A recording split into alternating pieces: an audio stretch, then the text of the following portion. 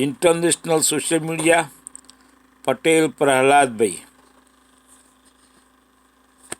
में बात होगी अमेरिकी सहायता पर मचे घमासान की, राहुल गांधी के रायबरेली दौरे की। देखेंगे महाकुंभ पर कैसे घिरती जा रही है योगी सरकार, नई दिल्ली स्टेशन पर मची भगदड़ पर कैसे घिरी बीजेपी सरकार। जानेंगे महाराष्ट्र में शिंदे ने क्यों दी सरकार को चेतावनी, और बुलेटिन के आखिर में बात दहेज एक्ट पर आई सुप्रीम कोर्ट के बड़े फैसले को।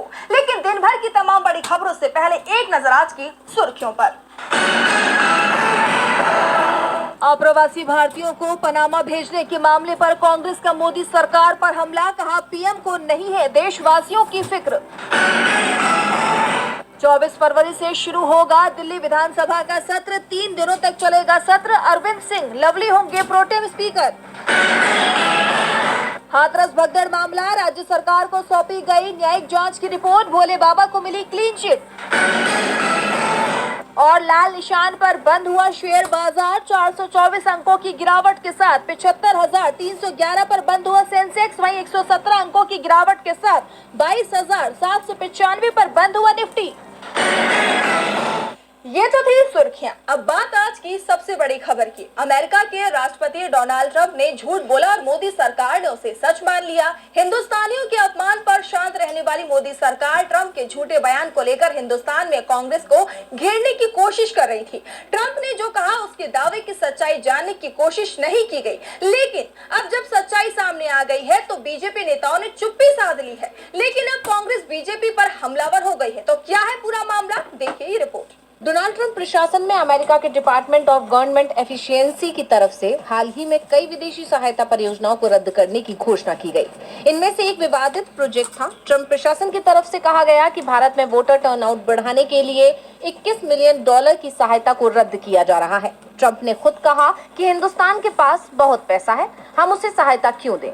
ट्रंप के दावे के बाद भारत में सियासी टकराव तेज हो गया। बीजेपी ने इसे कांग्रेस और विदेशी हस्तक्षेप से जोड़ते हुए विपक्ष पर निशाना साधा, लेकिन अब इसकी हकीकत कुछ और ही निकली है। द इंडियन एक्सप्रेस ने इसे लेकर एक रिपोर्ट जारी की है, जिसमें बताया गया है कि अमेरिका की ये फंडिंग हिंदुस्तान के लिए नहीं बल्कि बांग्लादेश के लिए थी।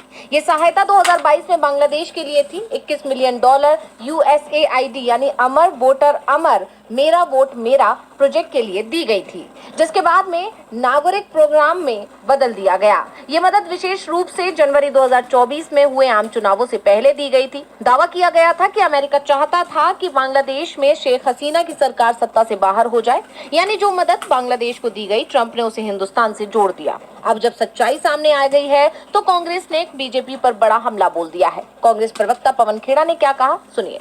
एक हफ्ते से एक कहानी चलाई जा रही है कि यूएसएड भारत में नरेंद्र मोदी जी को डिस्टेबलाइज अस्थिर करने के लिए $21 मिलियन दिया। पवन खेड़ा ने कई सवाल पूछे। पवन खेड़ा ने कहा कि ऐसे में क्या 2014 में बीजेपी इसी पैसे से जीती थी। उन्होंने आगे कहा कि सच्चाई ये है कि USAID के ये $21 मिलियन बांग्लादेश के NGOs को गए हैं। एक समय भारत के प्रधानमंत्री के पद की ऐसी साख होती थी कि अमेरिका तक को पीछे हटना पड़ता था, लेकिन आज अमेरिका से बांग्लादेश में $21 मिलियन आ गए, पर नरेंद्र मोदी को कुछ पता नहीं है। अब देखना होगा कि बीजेपी कांग्रेस के आरोपों पर क्या प्रतिक्रिया देती है। ट्रंप के बयान से अब बीजेपी ही फंस गई है। मोदी सरकार से कांग्रेस सवाल कर रही है तो कांग्रेस सांसद राहुल गांधी ने भी पीएम मोदी को घेर लिया है। राहुल गांधी ने कहा कि केंद्र की सरकार 2-3 लोगों के फायदे की नीतियां बना रही है। राहुल अपने संसदीय क्षेत्र रायबरेली के दौरे पर थे, तो क्या कहा राहुल ने, देखिए ये रिपोर्ट। नेता प्रतिपक्ष और कांग्रेस सांसद राहुल गांधी 2 दिवसीय दौरे पर अपने संसदीय क्षेत्र पहुंचे हैं। 2 दिन के अपने दौरे में राहुल ने कई कार्यक्रमों में शिरकत की। उसी कड़ी में एक कार्यक्रम में राहुल ने प्रधानमंत्री नरेंद्र मोदी पर निशाना साधा है, साथ ही पीएम पर आरोप भी लगाए। राहुल ने कहा कि सरकार देश के 2-3 बड़े अरबपतियों को ही फायदा पहुंचा रही है, जिससे देश में बेरोजगारी बढ़ी है। प्रधानमंत्री के अमेरिका दौरे का जिक्र करते हुए उन्होंने कहा कि प्रधानमंत्री नरेंद्र मोदी अमेरिका जाते हैं, जहां वे डोनाल्ड ट्रंप से मिलते हैं। अमेरिका में पत्रकारों ने प्रधानमंत्री से अडानी के बारे में प्रश्न किया, लेकिन प्रधानमंत्री ने उसे व्यक्तिगत मामला बताकर टाल दिया। उन्होंने अडानी के मामले में अमेरिका के राष्ट्रपति से बातचीत नहीं की। उन्होंने कहा कि अमेरिका में अडानी के खिलाफ केस चल रहा है, लेकिन देश के प्रधानमंत्री इस मामले को व्यक्तिगत बता रहे हैं। इसके अलावा राहुल गांधी ने अलग अलग संगठनों के लोगों से मुलाकात की। कोई अनुसूचित जाति से संबंधित था, तो कोई पिछड़ा वर्ग से, तो कोई शिक्षा से संबंधित आए थे। अल्पसंख्यक लोग भी अपनी समस्याओं को लेकर पहुंचे थे। स्कूल के बच्चे भी राहुल गांधी से मिलने पहुंचे और उन्होंने अपनी बात रखी। राहुल गांधी ने स्कूली बच्चों से बातचीत की। राहुल गांधी ने कहा कि हम हर समय तैयार हैं, कोई भी बड़ा मामला है तो उसको संसद में भी उठाने की कोशिश की जाएगी। इसके बाद डलमऊ क्षेत्र के वीरा गोविंदपुर गांव पहुंचे, जहां पर लोगों ने उनका स्वागत किया। गोविंदपुर गांव में लगी अमर शहीद वीर पासी की प्रतिमा पर राहुल गांधी ने माल्यार्पण कर लोकार्पण किया। वहीं बगल में बनी बाबा साहेब भीमराव अंबेडकर की प्रतिमा पर भी माला पहनाई। समिति के राष्ट्रीय अध्यक्ष धीरज पासी ने राहुल गांधी को एक मांग पत्र सौंपा। इस पर राहुल गांधी ने उनसे पूछा कि मूर्ति को बनाने में कितना खर्च आया, अंबेडकर जी की मूर्ति छोटी क्यों है। इस पर समिति के लोगों ने कहा कि बजट के हिसाब से बना दिया, बाकी आप मदद करें। राहुल गांधी का काफिला इसके बाद लालगंज के मॉडर्न रेल कोच फैक्ट्री में पहुंचा, जहां उन्होंने रेल फैक्ट्री के अधिकारियों के साथ मुलाकात की। राहुल का ये दौरा बता रहा है कि वो अभी से 2027 यूपी विधानसभा की तैयारियों में लगे हुए हैं। राहुल गांधी के रायबरेली दौरे ने बीजेपी सरकार की टेंशन बढ़ा दी है, तो टेंशन इस वक्त सीएम योगी की प्रयागराज में चल रहे महाकुंभ ने भी बढ़ा रखी है। प्रयागराज में चल रहा महाकुंभ अब समाप्त होने वाला है। प्रशासन की तरफ से साफ कर दिया गया है कि महाकुंभ अपने तय समय यानी कि 26 फरवरी तक ही चलेगा। इस बार महाकुंभ में जिस तरह की अव्यवस्थाएं दिखाई दी, उससे सरकार बुरी तरह से घिरती दिख रही है। अब संगम के पानी पर सवाल उठ रहे हैं, इसे नहाने योग्य नहीं माना गया है। तो क्या है पूरी खबर, देखिए ये report. Central pollution control board ने 3 फरवरी को एनजीटी में एक रिपोर्ट देकर बताया कि प्रयागराज संगम का पानी नहाने के योग्य नहीं है। इसके बाद 18 फरवरी को यूपी पोल्यूशन कंट्रोल बोर्ड ने रिपोर्ट दायर कर कहा कि महाकुंभ में 6 पॉइंटों में से सिर्फ शास्त्री ब्रिज के नीचे पानी की गुणवत्ता थोड़ी बहुत सही नहीं है और इसके जिम्मेदार अफसरों पर कार्रवाई की जा रही है। पानी नहाने के योग्य है। हालांकि एनजीटी ने यूपीपीसीबी की रिपोर्ट पर नाराजगी दिखाई और 28 फरवरी को विस्तृत रिपोर्ट मांगी। गंगा के पानी में प्रदूषण की बढ़ती मात्रा के बाद योगी सरकार के खिलाफ विपक्ष के साथ ही साधु संतों ने भी मोर्चा खोल दिया है। इसके बाद अब गंगा के पानी को साफ करने की कोशिश तेज हो गई है। कानपुर बैराज से लगातार गंगा में पानी छोड़ा जा रहा है।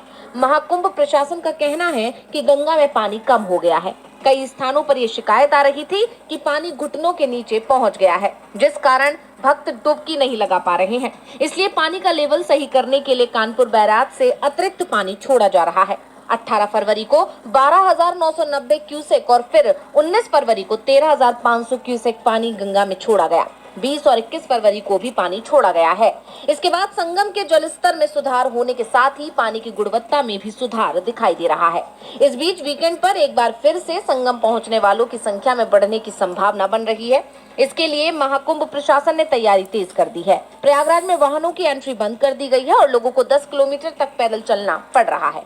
बीजेपी सरकार अब बैकफुट पर है और संगम के पानी में प्रदूषण कम करने में जुट गई है। तो हाल ही में नई दिल्ली रेलवे स्टेशन पर मची भगदड़ में कई लोगों की जान जाने के मामले में भी सरकार घिरती दिख रही है। इसे लेकर कांग्रेस ने एक्स पर एक बड़ा खुलासा किया है। कांग्रेस का आरोप है कि रेल मंत्रालय ने भगदड़ से जुड़े सारे वीडियोस डिलीट करने का आदेश जारी किया है। इसे लेकर कांग्रेस ने रेल मंत्री का इस्तीफा भी मांग लिया है। तो क्या है पूरी खबर, जानने के लिए देखिए ये रिपोर्ट। कांग्रेस ने नई दिल्ली रेलवे स्टेशन पर मची भगदड़ को लेकर बड़ा खुलासा किया है।